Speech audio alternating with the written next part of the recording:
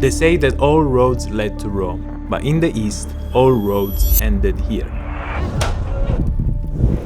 This is Xi'an. For 13 different dynasties, it wasn't just the capital of China. It was the start of the legendary Silk Road, the first true global city, a melting pot where goods, people, and ideas from thousands of miles away flowed into one single street.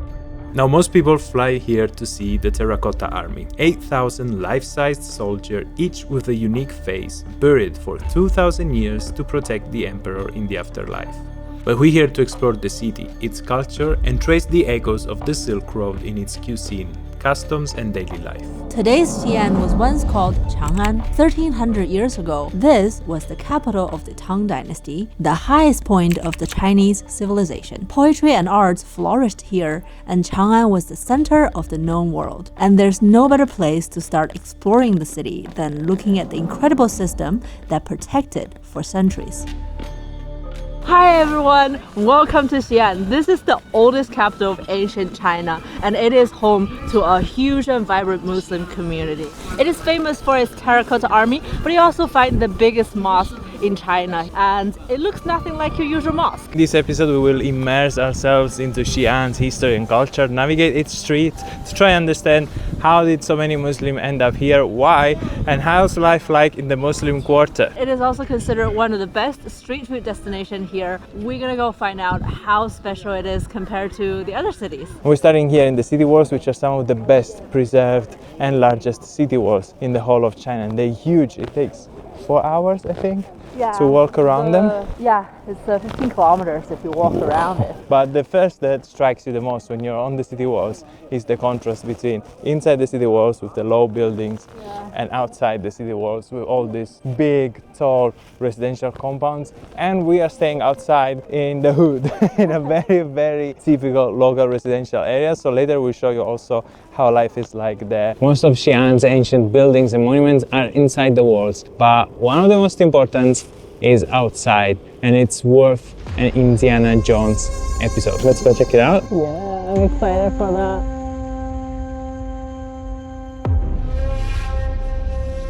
This is the Wild Goose Pagoda, and this is the most important pagoda in the Chinese Buddhism history because in Tang Dynasty there was this monk called Xuanzang. He went to India by himself and brought all the teachings and all the relics from India. And after he came back, he basically built this place in 2 years and worked here for 10 plus years, translating all the sutras in Chinese. He laid a strong foundation for the Chinese Buddhism. He gave a massive push to Buddhism because thanks to his translations, he really started expanding a lot in China. That's not the reason why it's an Indiana Jones worth place. The reason is there's probably a hidden treasure here because this monk brought back tens of thousands of relics and treasures, and many suspect that they are hidden here underground somewhere, but no one dug them up yet. There's a strong suspicion that this place hides incredible precious treasures. The journey of Xuanzang to India didn't just change religion. His trip inspired the book Journey to the West, one of the most influential in Asia. Think of it as the Odyssey of the East. In the book, the monk has to undertake 81 challenges with the help of a pig, a river monster, and the Monkey King. And that Monkey King is Sun Wukong. If you grew up watching Dragon Ball, you are actually watching his story. Sun Gugu is the Japanese translation of Sun Wukong. Now, let's leave the pagoda behind and venture into the walls of the city. Just as you enter the city walls, you're welcome in this street. It's all about calligraphy and art, and you can get cards customized and sent. Most of the cards have good wishes, so even if you don't speak Chinese, you can get one and send it to someone. It's gonna be good. They're not risking anything awkward, I think. And it's beautiful. It's full of artists that create these cards and souvenirs and paintings. There's this incredible woman doing embroidery right now. She's happy to show us. This is incredible. This is embroidery work. Wow. Oh, there's a little cat as well. Wow, this is so beautiful. 真的好看. 好看啊. 好看. We literally just entered this courtyard and everyone is painting and writing beautiful calligraphy card. What's the name of this district? It's called 书院街. It's basically ancient way to say school. That's 书院. Shuyan Street. Because it developed around ancient school. Yeah, it's developed around a school that was built in Ming Dynasty. Or 500 years ago. Yeah. So this place has been bustling, and a center for culture and arts for 500-600 years. So they sell all the ink treasure stuff, and if you're into calligraphy, all the supplies you can buy here. Honestly, watching them, how zen they are, and I think like what a great way to spend your day, drawing and painting and writing, and people buy from you. If they don't, you still had a wonderful day. It looks like a very, very relaxing, meditative activity. It's definitely like very peaceful, this street, because nobody's shouting at you or trying to sell anything. They're just writing their stuff. If you like it, you buy, you buy from them. If not, like you can look around. Dream job.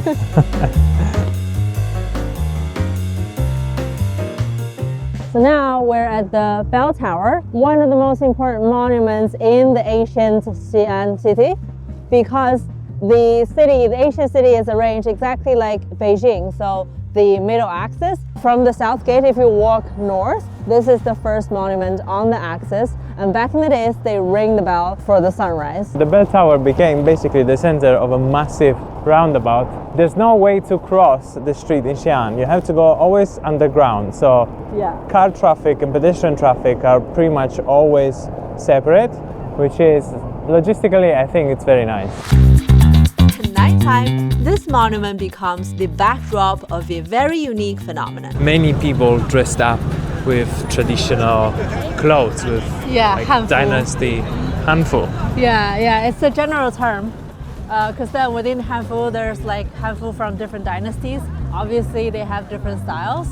Here is supposed to be, the capital back in the Tang Dynasty. A lot of people are doing it. There has been a revival of this traditional clothing and appreciation for, the ancient, fashion basically, and also wearing them to visit all the ancient towns and monuments. After the COVID, become even more popular. Basically, all the places we've been, we've seen a bunch of these photographers just standing there asking if you want to take photos, in those clothes. We have a new term, it's called culture travel. It's basically, go to a place, learning the history and basically experience the history. There's also traditional restaurants, like serve you in the ancient way.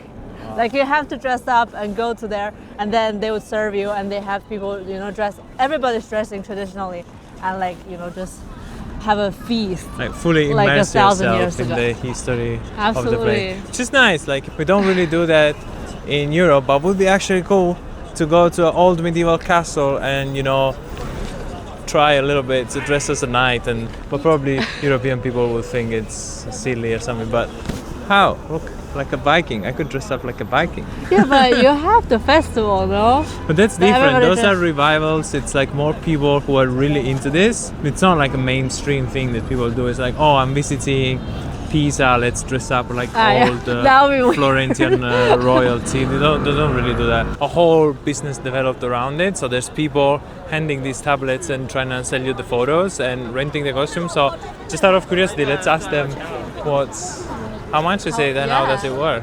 Her shop is more specialized in renting the costume, $20. So the full costume and makeup, everything, the hair stuff. They probably also have photographers, but like you can also go find the photographers that you like because they're basically everywhere. $99 for like 15 pictures. Okay, so like altogether $35 almost you would spend. Yeah, something like that. In Xi'an, on top of dressing up as Tang Dynasty, you get to step into it. This area is reconstructed to bring back Tang Dynasty because we know Xi'an has been the ancient capital for so many different dynasties, and obviously Tang was the richest and most powerful time. And it's really beautiful. There are all these trees with poems about ancient Xi'an hanging, and we just entered the area. We know it's way bigger, we know it's gonna get better, so let's go have a look.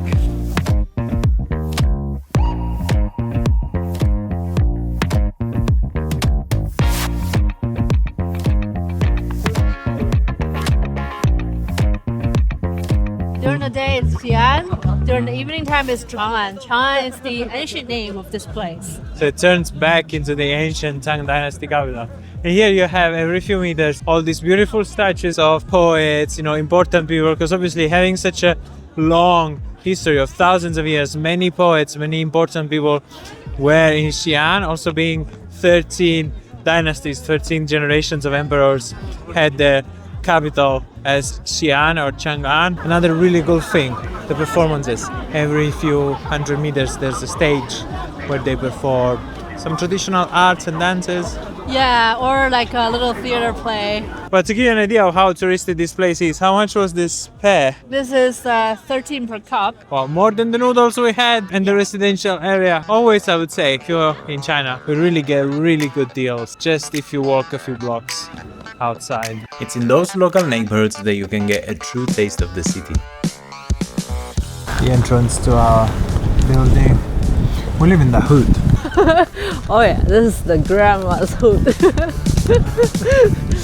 Every table has raw garlic on the table, and people do eat it a lot. So in every table you see on the floor, people just dispose of the raw garlic. Not just noodles, we also eat raw garlic with baozi, because you know it's like if you want to eat a lot of like kind of oily and meaty stuff, like you usually eat this. It really helps you to cut through that greasiness, and it makes the flavors so much better. Look how Spartan is the table situation. Nice block of wood. You have the raw garlic and some chili oil. Trust me, this place is amazing. Pretty cold outside. It's cold inside too. They don't really have heating, so let's you see why we're wearing our outdoor jackets and stuff. This is so good. Extremely comfort in this cold winter. It's not spicy at all. I know it looks a bit spicy, but really, I think anybody who doesn't eat chili can have this. And we got one portion to share because it's too much. It's massive. 10 kwai, they give you almost half kg of noodles. Welcome back to the hood. We have to use the microphone like this because we had a little mishap. Yeah, accident yesterday. We dropped one of these microphones In the gap between the train and the platform. But we went to the security guy, we explained the situation, he got the walkie-talkie, contacted like this central management, gave us a phone number. We called the station and they were like, okay, yeah, I'm sending someone to find it. And this morning we called and they were like, yeah, we had to do 2 patrols because it's small, we couldn't see it. They got it immediately. So Yeah. later we go pick it up. They are really pumped to help. The guy was so excited to I see know. something happening. It's like, the security guard was like, finally I can do something. So like if anything happened to you, definitely don't hesitate for help. People mostly would happy to be, helping. That's a little behind the scenes of content creation. To match the timeless feel of Xi'an, we graded our footage using the Hanser, which perfectly emulates the look of analog film. It's our favorite color grading tool, and if you're interested in using it, check out the link in our description. Now let's go check out the highlight of the city, the Muslim Quarters. And if the bell tower is played at sunrise, at sunset they strike the drums of the drum tower. And we are right at the edge of the Muslim Quarter, which is, wow, look at that, it's crazy. Yeah. But we just entered one of the side streets of the Muslim Quarter, which is the old market, and it really feels like a Muslim quarter. Narrow street, lots of merchants left and right. We are on our way to Xi'an's Great Mosque, which is China's biggest mosque, and it looks nothing like a mosque, so you'll see now. And I think it's also a great place to start talking about how did the Muslims end up here, so many. So Xi'an was the start of the Silk Road. Of course, on the Silk Road, goods and people were flowing both ways. So a lot of merchants from the Middle East and Africa ended up making their way to Xi'an and living all together here in the Muslim Quarter, creating a big community. Now these Muslims are called Hui Muslim, and they are one of the 56 Chinese minorities. Yeah. They're actually one of the biggest minority groups in China. But they look nothing like Middle Eastern Muslim. They look completely Chinese because they already, completely mixed with Han, and then but still kept their tradition. Hui means any Chinese-speaking person who was Muslim. So a lot of Chinese people converted to the Hui faith to get minority status, because that comes with some benefits, yeah. like some welfare, some extra, support from the government, etc. Now you really have to trace your ancestry to Hui Muslim to be recognized as one. Before it was too easy. It's like, hey, you recognize them because they wear the hat, the veil, so they keep the Muslim tradition. They don't eat pork and they eat halal. Matter of fact, in China, every 12 years is the pig year, And the Chinese state television doesn't show images of pig out of respect for this Muslim minority, even if they're just like 1.5% of the population, which I think is Still pretty big. nice. We are here, the Great Mosque, so let's go and see why it's so different.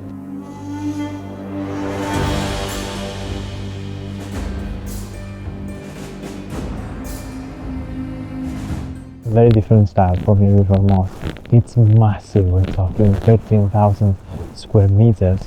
Mosque is massive, and it's really old from the Tang Dynasty, right? Yeah, it's from Tang Xuanzong time, which is 1,300 years ago. Wow, that's crazy. That's a long time, yeah. It was obviously rebuilt and expanded at every dynasty, so it grew in size. Interesting thing, most temples in China, most places in China, because of feng shui, they're usually orientation south-north. The mosque is facing the west because it's facing the Mecca. It's the one only, building, I think, here in Xi'an. They have this weird orientation. Yeah. And you see the structure, it's the real deal, because a lot of the Buddhist temples are like repainted or renovated, like in the recent years. But this one, you can tell it's well preserved. It's definitely the real deal, yeah. I never would have thought that a mosque could look like this. This could be a Taoist temple or a Buddhist temple. I know, no, right? It's a mosque. This is another characteristic of Muslim in China, is that localized. Because I think once it gets into China, it also wants to spread. It has to be localized in order to be more accepted. Yeah. And this is, you see from the front gate all the way to the back gate, because all on one axis, all the doors.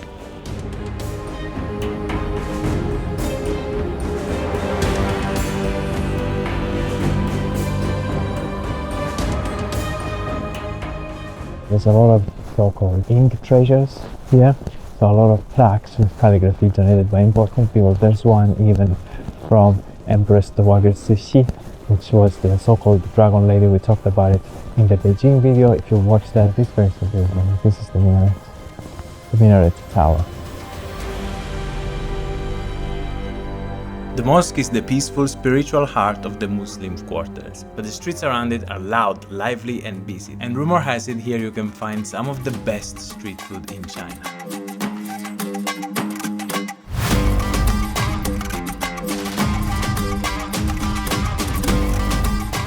This really feels different. The main street of this Muslim quarter, never seen so many food stalls, I think, anywhere else in China. Yeah, I'm feeling hungry right now. Whoa, It smells so good. So much. Very overwhelming because there's so much light, so much going on. Now the main streets are a little bit more popular, way more popular, because of course this place kind of went viral. It's a big tourist attraction, and the prices are a bit higher, and it's lost a little bit of the original vibe. But if you go to the side streets and the back street, you find again the small stalls, the small vendors, which is, I think, what we should do now. Go and find a nice lamb barbecue. Also, what an important thing I forgot, the smell of lamb and cumin and barbecue, and halal barbecue that you would smell in any other Muslim market. Now let's go get some nice halal burger. It's this Middle Eastern, if you want to say, flavor profile, with the halal beef and all the spices, but with the wok hei. The wok hei is the breath of fire of the wok when you do a good Chinese stir fry. So it's an amazing mix of the two, the perfect marriage. We are actually going to another place that makes some amazing soup, and to have this with this. We already made our mistake last time eating this without having any soup or water. Yeah, this one looks juicier than the other one. Yeah, but normally, anyway, it's like eating things like bready or even steamed bread. Like, you're supposed to have soup or noodle to go with. So this time we're gonna get our soup and noodles. Yeah. It's very fragrant, but not spicy at all. There's some chilies, and mainly it's the human. Oh man, I love it.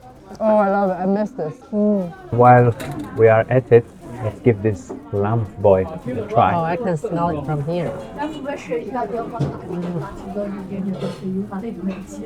Yeah. So juicy. At the end, it gives a strong lamb flavor kick. You probably will not like this as much as I do. I can smell it. Amazing. This is barbecued. This has the wok hei. This is the stir fry quality to it. So they both have these different aftertastes of different fires that are both delicious. In the soup, you have everything from noodles to veggies to meatballs. Obviously, this one has a Muslim twist. It's a beef meatball. So it's like one meal in a pot. It's very popular in winter.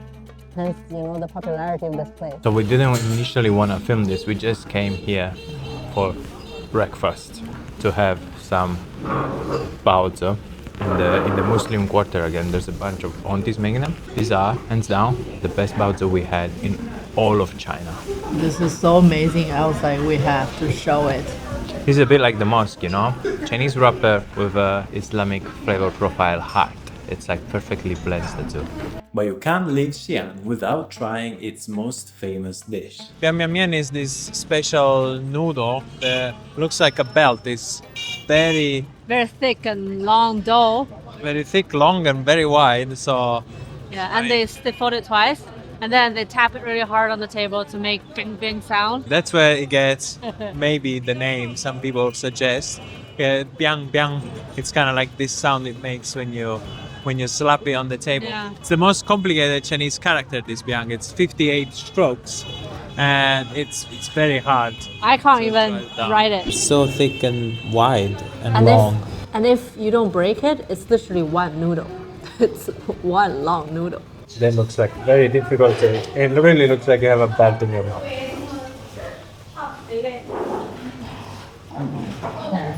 It's good.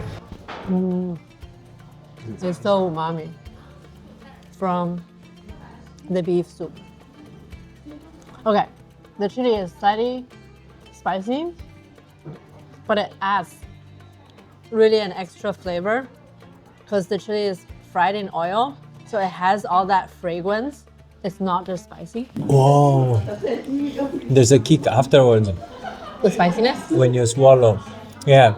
So it is a bit spicy, like it tickles your tongue. Then you swallow it, but this kickback of flavor comes back. Like you said, with the oil, I think because the chili was fried in oil, it has this extra, like it released all its aroma. And it's sort of in everything. So every stage of the eating, it's like, oh, coming back. Oh, this is so good. And the consistency, I love the consistency. I am a sucker for fresh pasta, pappardelle, maltagliati. This reminds me a lot of the Italian maltagliati, just extremely long. And it's my kind of favorite consistency in pasta. Not many people know that Chinese and Romans actually met in a city that is today forgotten by most travel guides. But it's an incredible place that also hosts the first Buddhist temple in China, in an astonishing mountain carved with the highest examples of Chinese Buddhist art. Make sure you subscribe because you don't want to miss that one.